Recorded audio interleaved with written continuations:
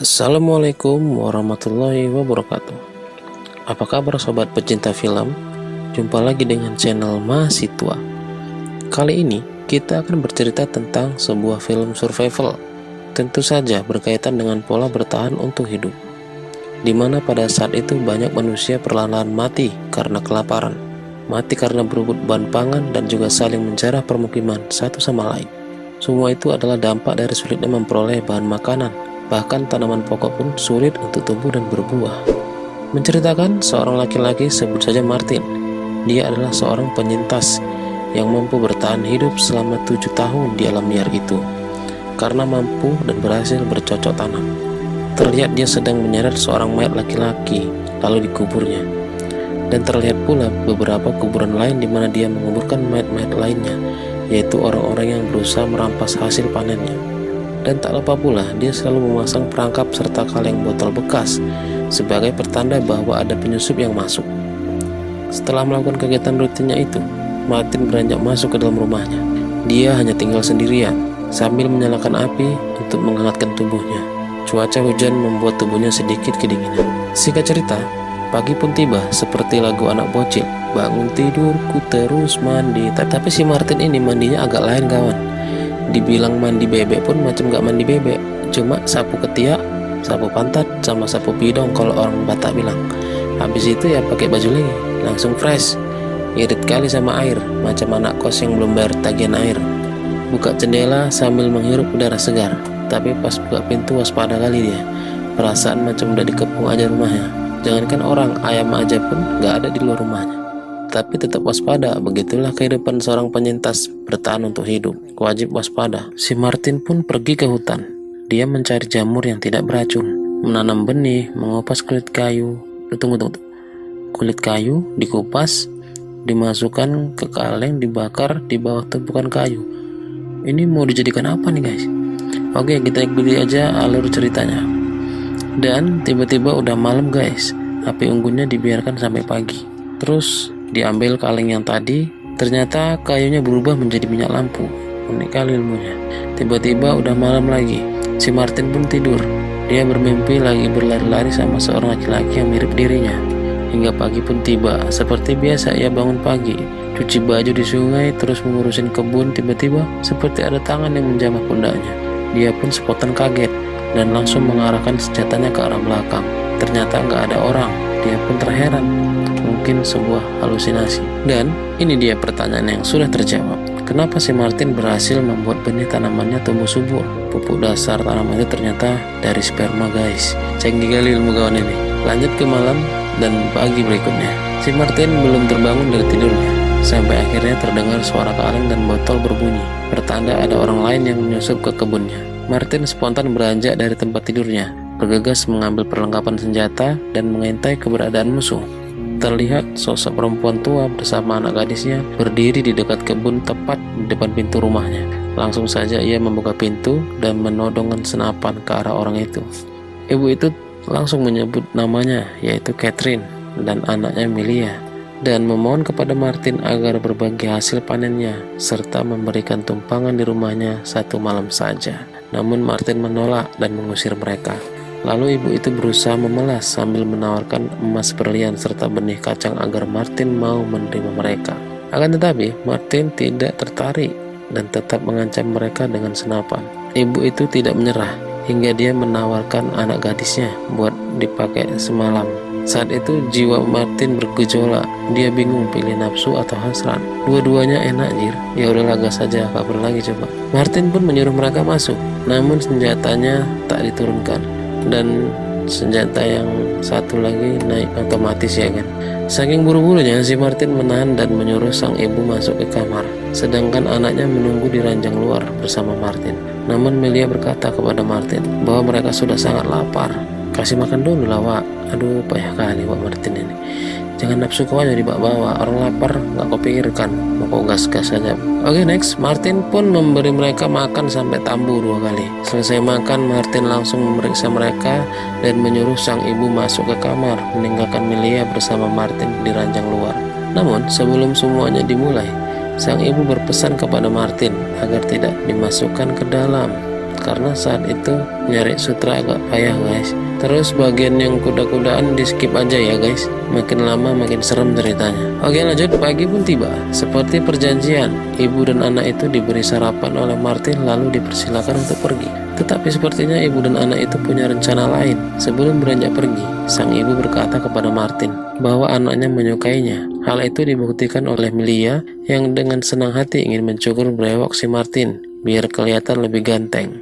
Sampai akhirnya si Martin mengizinkan mereka untuk tetap tinggal di rumahnya. Dan setiap malam Martin, Melia bebas kuda-kudaan guys. Mereka menjalani hidup bersama, mengurus kebun bersama, menikmati hasil panen bersama. Tetapi rencana sang ibu untuk mendapatkan kekuasaan dan melenyapkan Martin terus berjalan, dan menyuruh Melia mengambil peluru dari saku celana Martin. Siasat itu berjalan dengan baik tanpa sepengetahuan Martin. Lalu keesok paginya, seperti biasa, ibu membantu Martin di kebun, namun Melia pergi ke sungai untuk memeriksa dirinya apakah hamil atau tidak. Tiba-tiba seorang laki-laki membekap dan menculik Melia dan membawanya ke semak-semak. Sementara itu Martin bertanya kepada sang ibu, kemana perginya Melia yang tak kunjung kembali ke kebun. Namun seketika itu Martin berprasangka buruk tentang keadaan Melia. Sontak saja Martin mencari Melia ke tepi sungai. Benar apa yang ia pikirkan, Melia menghilang. Lalu Martin melihat jejak ke arah semak-semak, berusaha mengisi amunisi di senapannya, namun dia kehilangan peluru dari saku celana, di mana biasanya ia menyimpan peluru. Tanpa berpikir panjang, Martin terus berusaha meski tanpa peluru. Di dalam semak belukar, Martin terus mencari jejak penculik Melia. Ketika Martin hampir saja mendekati tempat persembunyian penculik itu, tiba-tiba sebuah tembakan melesat ke arah Martin, lalu Martin pun terkapar. Penculik itu mendekati Martin sambil menyeret Melia untuk memastikan apakah Martin benar-benar sudah mati. Setelah melihat Martin bersimbah darah tetapi masih bernapas, penculik itu mengambil pisau untuk mengakhirinya. Namun dengan cepat Martin tersadar sambil menusukkan pisau di leher penculik itu. Setelah itu, sang ibu dan Melia membopong Martin yang sekarat pulang ke rumah. Hingga sampai di rumah, Melia langsung mensterilkan luka Martin dan mencabut peluru yang bersarang di tubuh Martin. Setelah selesai, Melia membalut luka. Martin pun tersadar bahwa ada rencana licik dari tamunya itu. Mengingat peluru yang tidak ada lagi di saku celana, dan ia hampir terbunuh karena itu. Langsung saja Martin mengangkat senjatanya ke arah Melia dan ibunya, menyuruh mereka masuk ke dalam kamar dan mengunci mereka di dalam.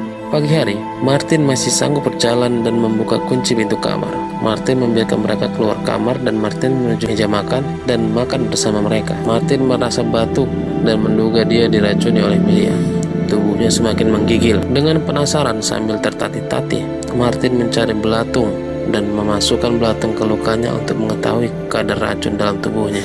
Hingga malam tiba, Martin semakin menggigil sakit, lalu membuka lukanya. Ternyata belatung itu tidak mati, bahkan memakan sedikit luka di tubuhnya. Dengan sakit yang semakin parah, Martin menyuruh Melia untuk membersihkan lukanya. Setelah Melia selesai membersihkan lukanya, Martin sudah sekarat. Lalu Melia mengambil senjata yang ada di tangan Martin dan berjalan keluar menemui ibunya yang sudah menunggu. Dan ibunya pun bertanya kepada Melia, apakah Martin sudah mati? Melia pun menjawab, dia pasti mati.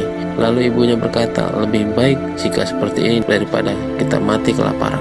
Melia pun menjawab dengan mimik muka yang sangat sedih, dia berguna bagiku, Martin yang telah menemukanku dan menyelamatkanku. Sang ibu juga menjadi iba dan berkata, kebunnya hanya untuk satu orang, tetapi dia rela berbagi kepada kita. Hingga akhirnya keputusan untuk melenyapkan Martin berubah. Melia dan sang ibu kembali ke kamar dan menyelamatkan Martin dari sekaratnya. Hingga akhirnya Martin selamat dan kehidupan berubah menjadi normal, layaknya sebuah keluarga. Hari demi hari mereka lalui sampai akhirnya Martin dan Melia benar-benar saling mencintai layaknya suami dan istri.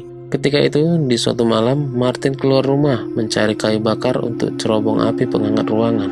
Tiba-tiba ia melihat sekawanan penjara pemukiman menuju rumahnya. Martin bergegas pulang ke rumah, membangunkan Melia dan ibunya untuk berlindung dari serangan penjara itu.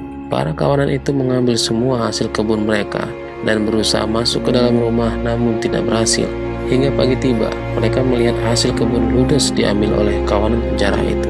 Mereka hanya bisa memakan sisa persediaan makanan yang menipis. Keesokan harinya, mereka berupaya membangun kebun itu kembali. Namun benih yang mereka punya hanya sedikit yang bisa tumbuh. Di sisi lain, Melia muntah-muntah, ternyata dia hamil. Melia merasa khawatir sebab ibunya tak ingin dia hamil. Sementara itu sang ibu sengaja mencuri blueberry, stok terakhir mereka untuk menjebak kelinci. Melihat hal itu, Martin marah kepada sang ibu sebab mereka tak punya persediaan makanan lagi dan menganggap itu sia-sia karena tak mungkin kelinci akan terperangkap dengan caranya itu. Malam hari pun tiba. Melia semakin khawatir dengan kehamilannya. Dia berniat untuk menggugurkan kandungannya dengan menusuk pengginanya, namun tidak berhasil. Keesokan harinya, persediaan makanan pun hampir habis. Sang ibu keluar rumah untuk melihat perangkap kelinci yang ia pasang, namun tak satu pun yang berhasil. Ia kembali ke rumah menemui Melia dan mengatakan bahwa persediaan makanan hanya tinggal untuk 2 orang. Niat buruk pun terjadi lagi. Sang ibu menyuruh Melia untuk mengambil persediaan terakhir itu dan meninggalkan Martin. Namun Melia keberatan, ia ingin memasak jamur-jamur yang ada di hutan. Melia pun mencari jamur itu lalu memasaknya. Mereka pun makan bersama. Ketika Martin ingin menyantapnya, ia ragu, menyangka jamur itu adalah jamur beracun. Namun dikarenakan lapar yang tak terbendung, ia pun memakannya. Keesokan harinya, sang ibu mengambil tas untuk beranjak pergi. Sementara Melia masih di pelukan Martin. Sang ibu membangunkannya dan mengajak pergi secara diam-diam. Namun Melia menolak hingga Martin pun terbangun. Tiba-tiba sang ibu muntah. Ternyata Melia meracuni sang ibu. Ketika sang ibu menyadari bahwa ia akan menjadi beban atas cinta Martin dan Melia, sang ibu pun ingin lekas mengakhiri hidupnya. Ia meminta agar Martin membunuhnya di hutan. Sampai saat Martin membunuhnya dan menguburnya di perjalanan pulang ke rumah, Martin melihat perangkap sang ibu berhasil menangkap 2 ekor kelinci. Martin langsung saja membawa kelinci itu ke rumah dengan perasaan sedikit kecewa kepada Melia yang meracuni ibunya. Kini hanya tinggal mereka berdua tanpa sang ibu. Melia pun menunjukkan kehamilannya kepada Martin. Ketika itu, di siang hari, Martin dan Melia pergi ke hutan mencari bekal makanan dan jamur-jamuran. Sewaktu ingin pulang ke rumah, terdengar suara kaleng dan botol berbunyi, pertanda ada yang datang.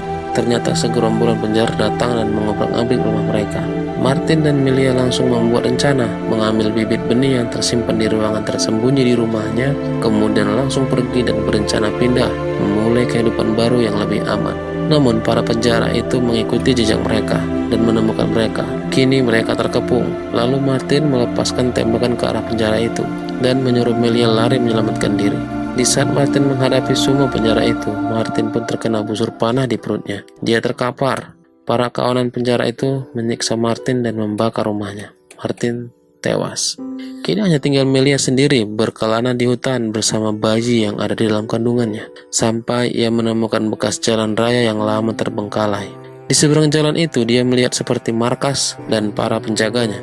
Demi kelangsungan hidup, Melia pun menyerahkan diri ke markas itu, memutuskan untuk bergabung. Begitulah cerita kehidupan sebagai seorang penyintas, bertahan untuk hidup demi dirinya atau berkorban untuk orang lain.